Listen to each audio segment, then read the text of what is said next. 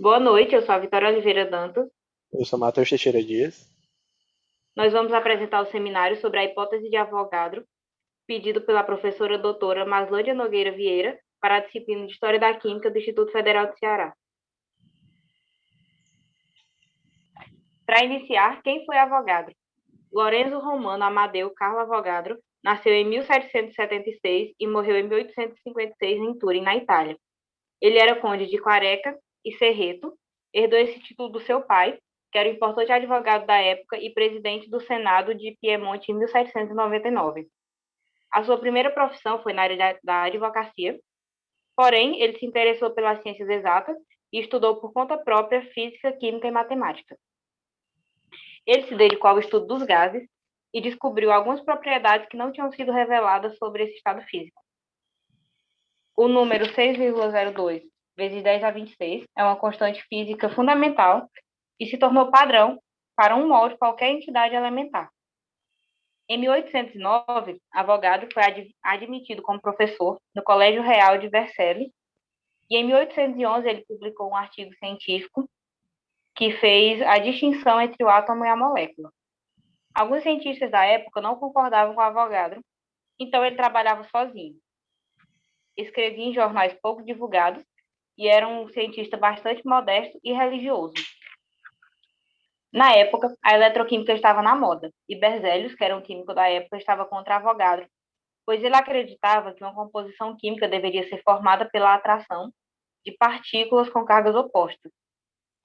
Em 1820, Avogadro obteve a cadeira de física na Universidade de Turim, onde lá ficou até 1850. A hipótese de Avogadro foi assim chamada até que Stanislau Cannizzaro disse que essa teoria teria grande importância e deveria ser considerada como pedra fundamental da teoria atômica. Só então passou a ser chamada de Lei de Avogadro. Então, ao final do século XVIII e início do século XIX, os trabalhos de Lavoisier, Proust, Dalton e alguns outros cientistas que trabalhavam com a determinação da natureza da matéria baseavam-se sempre em experimentos realizados pela combinação de gases. Dalton, levado a adotar as noções corpusculares da matéria para justificar o comportamento dos gases que eram estudados por ele, propôs a sua lei das pressões parciais, levando à sistematização da sua teoria atômica entre os anos de 1802 e 1803, que foi publicada em 1808. Chamando de átomo tanto a partícula fundamental quanto a combinação dessas partículas, esse conceito gerou confusões e incongruências, logo quando, em 1808, Gay-Lussac demonstra que as combinações químicas de gases faz-se sempre por relações simples. Então, tomemos aqui como exemplo a síntese do óxido de nitrogênio. Nessa equação, a gente pode perceber que, como está colocado, um volume de nitrogênio reagindo com um volume de oxigênio resultaria em um volume de óxido de nitrogênio. Então, nessa teoria do Dalton, a gente pode compreender que essa situação não condiz com a realidade. E foi exatamente isso que Gay-Lussac demonstrou. Então, dentro dessa hipótese, Avogadro, em 1811, no jornal The Physic, propôs uma hipótese tratada atualmente como lei, que diz que dois volumes de gases diferentes contêm o mesmo número de moléculas nas mesmas condições de temperatura e pressão. Que mais tarde, em 1814, André-Marie Ampère também anunciaria a mesma hipótese, justificando o reconhecimento dessa lei como lei de Avogadro-Ampère. Também, nessa mesma hipótese, Avogadro fez a distinção entre átomo e molécula. Átomo ele chamava de molécula elementar e a molécula ele conhecia como molécula integrante. As partículas menores dos gases não seriam obrigatoriamente átomos, mas sim diatômicas. Como a gente pode perceber aqui nas imagens dos exemplos, temos aqui três balões com três elementos diferentes, três substâncias.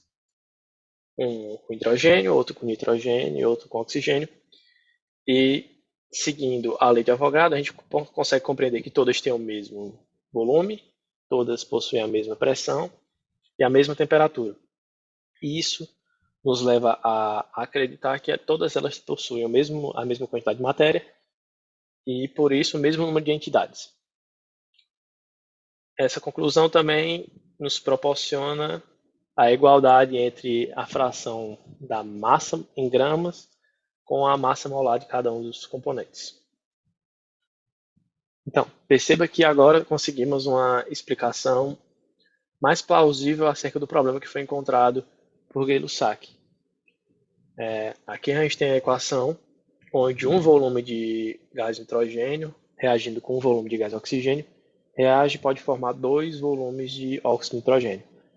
Isso vai de acordo com os experimentos do Gay-Lussac e também explicado agora pela hipótese do Avogadro. Vale ressaltar também que nem todos os elementos gasosos, nem todos os vapores de elementos se encontram em forma diatômica. Alguns são monoatômicos, como por exemplo mercúrio, e outros tetraatômicos, como fósforo. Alguns elementos não se comportam estritamente como foi dito por Avogadro. E também vale ressaltar que a lei de Avogadro determina que nas mesmas condições possuímos o mesmo número de partículas e não de átomos. Então, temos aqui na imagem anterior, todos aqui são diatômicos, porém se tivéssemos algum elemento cuja forma fosse triatômica ou tetraatômica, possuiríamos o mesmo número de partículas, não necessariamente de átomos. Tudo bem? O próprio Avogadro não conseguiu determinar exatamente o número de partículas e átomos que teríamos nessas condições. Porém, posteriormente, no século XX, foi cunhado o nome desse número de partículas como número de Avogadro, que atualmente a gente nota como constante de Avogadro, por Jean-Baptiste Perrin em 1909.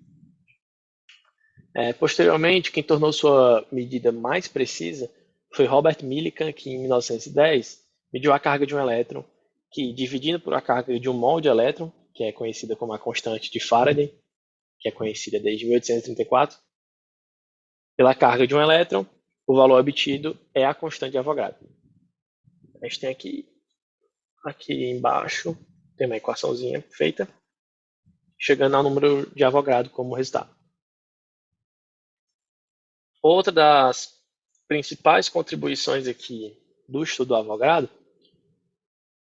é a base que foi fornecida para o Emile Clapeyron, que em 1834 formou a equação baseada nos seus estudos experimentais. Além do Avogadro, também foram usadas as leis de Gay-Lussac, Boyle-Mariotte e Charles. A gente tem aqui o famoso PV-NRT, conhecida como a equação de Clapeyron.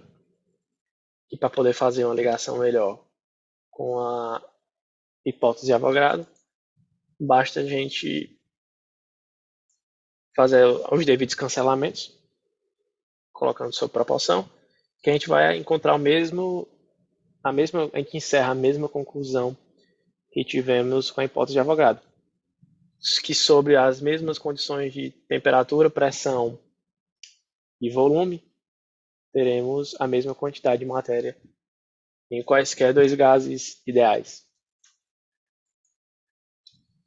Também, utilizando da equação de Clapeyron, a gente pode enunciar que o volume molar de qualquer gás ideal nas condições normais de temperatura e pressão é 22,4 litros. Aí o cálculo bonitinho para justificar.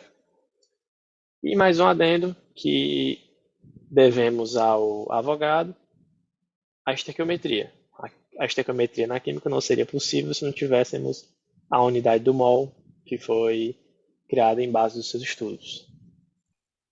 Aqui nós temos um exemplo prático de como o número de Avogadro pode ser usado na resolução de alguma equação. A questão é, sabendo que a massa atômica do magnésio é igual a 24 unidades, determine a massa em gramas de um átomo desse elemento. Dado o número de Avogadro vai ser igual a 6,0 vezes 10 a 23, ou 6 vezes 10 a 23. Um mol de magnésio contém 24 gramas por mol, assim como o 6,0 vezes 10 a 23 vai ser igual a x, que é o que você quer saber. E no caso, quantos gramas possui. Aí o x vai ser igual a 24 dividido por 6, que vai dar 4 vezes 10 a menos 23 gramas. Aqui temos nossas referências.